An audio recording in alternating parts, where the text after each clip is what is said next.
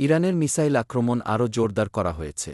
আইআরজিসির missile আক্রমণের ভয়ে মধ্যপ্রাচ্যর American ঘাঁটিগুলো থেকে পালানো শুরু করেছে মার্কিন সেনারা। কোনোভাবেই আটকানো যাচ্ছে না ড্রোন এবং ব্যালিস্টিক মিসাইলের আক্রমণ। ইরানি প্রক্সি বাহিনীর আক্রমণের শিকার হচ্ছে তারা। এয়ার ডিফেন্স প্রযুক্তি, উন্নত রাডার প্রযুক্তি, শক্তিশালী গোয়েন্দা শক্তি থাকার পরও মিসাইল যেন আমেরিকানদের পিছু ছাড়ছে না। পালিয়ে হোটেলগুলোতে আশ্রয় নিলেও সেখানেও শান্তিতে নেই তারা।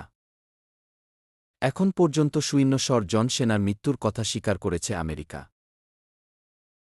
আমেরিকাকে মনে হচ্ছে ছেড়ে দে মা, কেঁদে বাঁচি অবস্থা। এভাবে লেজ গুটিয়ে পালানো ইতিহাসে আমেরিকান সেনাবাহিনীর জন্য একটি লজ্জাজনক অধ্যায় হয়ে থাকবে।